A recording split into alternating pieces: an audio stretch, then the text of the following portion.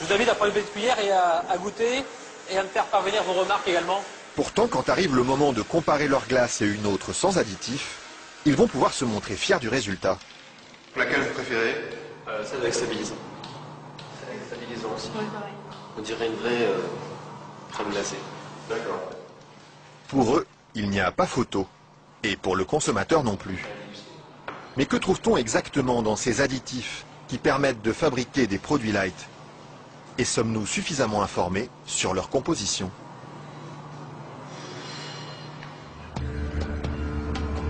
C'est à Vilvoorde, à quelques kilomètres de Bruxelles, que nous sommes allés chercher les réponses. Au bout de cette zone industrielle se cache une usine très discrète, filiale d'un des plus grands groupes chimiques européens. On y fabrique l'un des additifs les plus utilisés par l'industrie, le E441, plus couramment appelé gélatine.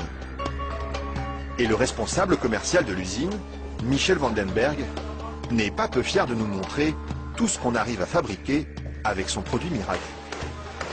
Alors je vais vous montrer quelques exemples des principales applications de la gélatine. On a vraiment le secteur alimentaire qui est l'application la plus importante au niveau mondial.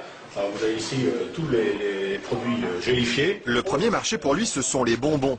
Mais on trouve aussi sa gélatine dans des gélules pharmaceutiques, des pellicules photo et même des shampoings. Dites-moi, il y en a partout de produits finalement. Ben, ce serait pas mal qu'il y en ait partout. Mais pour ça, il faut produire toujours plus.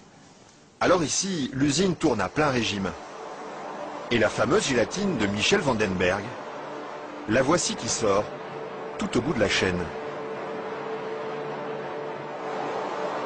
Ça, c'est la pâte de gélatine. Là, c'est la gélatine. Ce sont ces spaghettis qui collent au doigt. Il faut à peu près 3 à 4 jours pour arriver jusqu'ici. De la préparation de la matière première jusqu'à le séchoir ici. 3 ou 4 jours de transformation dans les entrailles d'une usine où ces immenses cuves remplies d'acide et d'eau bouillante font régner une moiteur tropicale.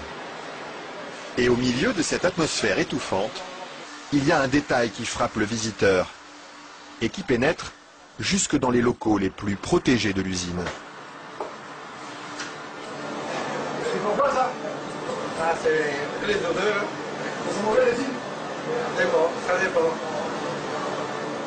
Une odeur âcre d'acide et de graisse brûlée qui flotte sur tout le site jusqu'à l'extérieur de l'usine. Et la raison de cette odeur, la voici. C'est la matière première avec laquelle on fabrique la gélatine. Ça, c'est la matière première. Nous traitons donc la couenne, la peau de porc. D'accord. De la peau de porc qui arrive par palette entière dans son usine. Une matière première qui ne lui coûte presque rien et qu'il achète dans toute l'Europe.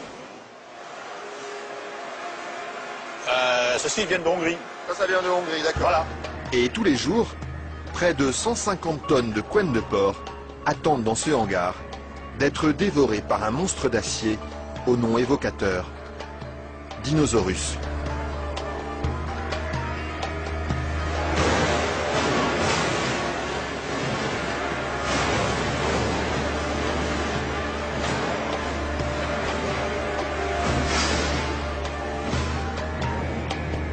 Grâce à cette matière première bon marché, Michel Vandenberg parvient à vendre sa gélatine à moins de 5 € le kilo.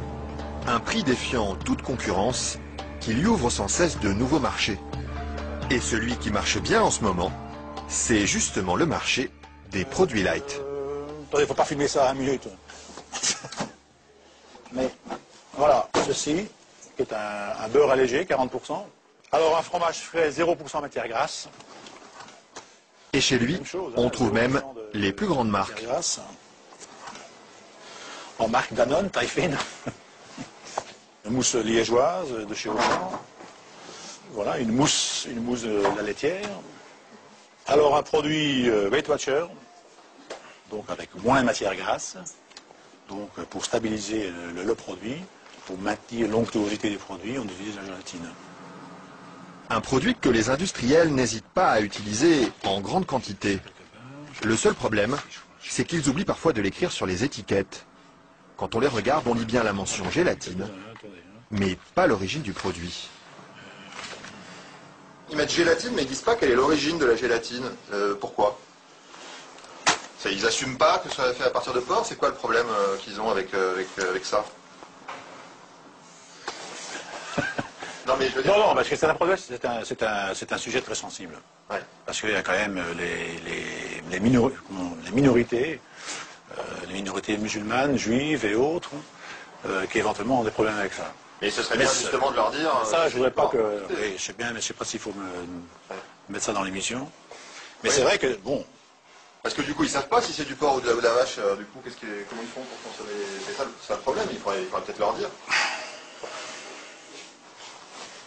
Une question qui laisse Michel Vandenberg sans voix et à laquelle aucune marque de l'agroalimentaire n'a souhaité répondre, malgré nos nombreuses sollicitations.